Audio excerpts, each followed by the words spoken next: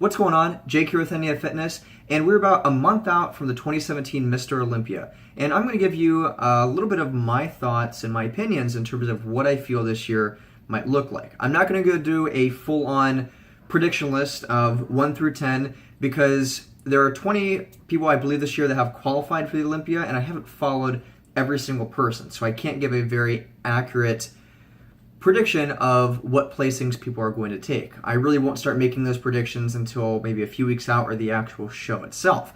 I will not be at the show. I will be watching it live, and I will kind of making my predictions as people are coming out doing their individual posing routines.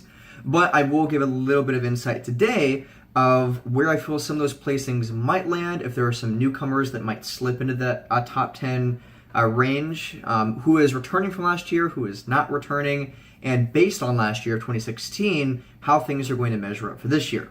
So to get things started, I want to mention there are two competitors from 2016 that made the top 10 that are not competing this year that did not qualify. That is Justin Compton and Dallas McCarver. Both, I feel, are very good bodybuilders and do have a lot of potential. They are young, so they still haven't officially hit their prime yet, but that does mean there are two slots that are completely open. So granted, if the other 8 competitors that made top 10 last year who are competing this year make top 10, there are 2 slots that people can move into. One person that I feel definitely could break into that top 10, since there are 2 competitors, like I said, that would not be returning. One is Victor Martinez. Victor, he used to be on top. He used to be like top 5, top 3. I believe he actually came in second at the 2007 next to Jay Cutler. But Victor's had a lot of ups and downs since 2007 in terms of his personal life and bodybuilding. I feel that age is starting to catch up to him, but he did place 11th last year, only 4 points away from Justin Compton, who is not competing this year. So he could squeeze into there. Like I said, I feel his age is starting to get a little bit caught up to him, but there is definitely a possibility he could squeeze into that top 10. Another person that I feel really could, that is a bit of a newcomer, is Sergio Oliva Jr.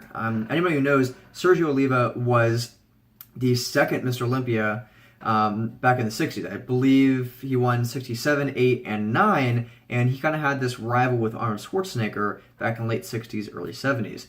And his son, Sergio Oliva Jr., really has an impressive physique. I follow him a little bit on Instagram. I've seen some videos on YouTube. So I feel coming in, there is a possibility, one, that he's a good bodybuilder, he has a great physique, but also, two, the hype that he is the son of the great Sergio Oliva, that he could break into that top 10.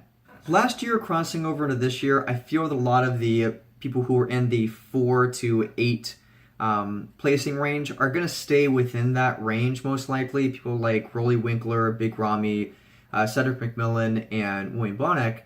I feel they might change around a little bit. I feel Cedric might move up. I know he took 7th last year, which was kind of fair, but I definitely feel that he's, improving, especially with the Honda Classic and, more fine-tuning his physique. I feel that he probably will move up to at least the 5 or 6 range. William Bonac came out of nowhere last year and took 5th place. I honestly didn't even know who he was. He has a great physique, but honestly, I don't know a lot about him yet to where I can really give an accurate prediction. So I'm going to say he probably will stay in that 4 to 6 range, most likely. Big Ramy. Unfortunately, here's the sad truth about it. Big Ramy is a massive bodybuilder. And there's all this hype every single year of the Olympia on Instagram and Twitter of Big Ramy is getting bigger and bigger. You see these pictures coming out, and he looks massive, he looks freaky. But the number one complaint that I've heard and that I agree with every year is that Big Ramy never really dials in his conditioning. I believe he took 4th last year, and last year he did come in a little bit lighter, but I felt it worked. He did have some good conditioning last year, but it's kind of been a toss-up. Every year you don't really know what is going to happen, like what he's going to look like. And I have heard some theories that one reason Big Ramy might not be Mr. Olympia ever is because his English is not very good, so it does make him a very hard ambassador of the sport. Like you look at someone like Phil Heath, who's taken the title, last 6 years in a row. He is very active on social media. He speaks very good English, so he can be a very good ambassador for the sport. I hate to say it like that, but politically, politics-wise, I don't think Big Ramy is going to really move up. He might move into that 3rd spot, but I don't really think he's going to move into 1st place. I do feel, again, that Phil Heath will take 1st place this year. I know some people have mixed feelings on Phil Heath. I have no bad experiences, so I'm really not in that group at all.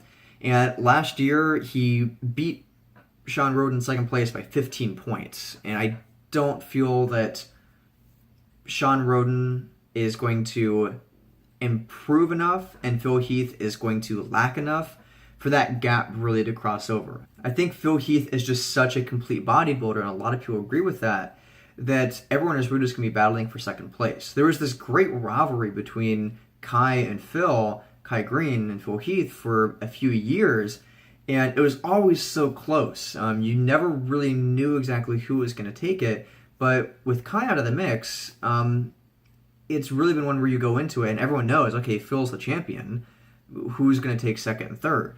And that's really what it's been like for the last few years. I mean, back in 2015, you had Dexter Jackson and Phil Heath as the top two, so it was kind of cool. You had two Olympias going together. Last year, there's some hype of Kevin Levrone coming back. I didn't think he was going to win it. He looked amazing for what he was able to do in 6 months, but that was kind of the hype for last year. This year, that is kind of a problem for 2017. There's really not a lot of hype around the 2017 Olympia. Like I said, everyone knows Phil is probably going to take first. There's no one coming in that's a real threat, at least in my opinion right now. And some of the people that are going to be, fighting for second through, 6th or 7th, I feel all of them with time and more conditioning and more fine-tuning, they can start moving up those ranks. But for right now, Phil really just has like a really good runway that he can, go with. People have tried to build some hype on the fact that Kai Green is randomly going to jump into the Olympia and, upset things, but not really. With Kai Green signing on with Super League, I don't feel that that's really anything that makes sense anymore for anybody to throw around. So those are my thoughts really on the Olympia for this year. Again, I probably will do a few more videos maybe leading up to it, and definitely one, afterwards, seeing what came true. As the prejudging happens, I might try and, do like a top 10 or a top 5 after actually getting to see all of them through the prejudging, because at that point, you have a better idea of, what you're working with. But some of my thoughts with it, like I said, I still feel that Phil Heath is going to reclaim first. I feel that Sean and Dexter are going to be fighting again for that second and third place. And beyond that, people like Big Ramy, Rolly, Cedric, and Muyambonic, I feel like they're going to stay within that 4 to 8 range. They might be able to push in a third. Someone might be able to push Dexter to the 4th place.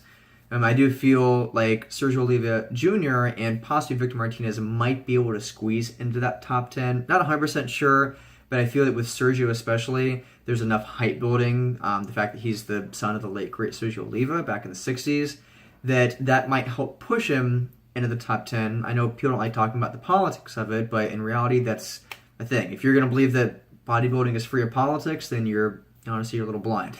But obviously I want to hear your thoughts.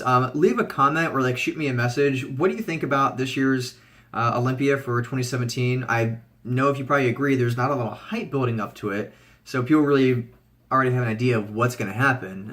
At least the fact that Phil is probably going to take number 7 and tie with Arnold.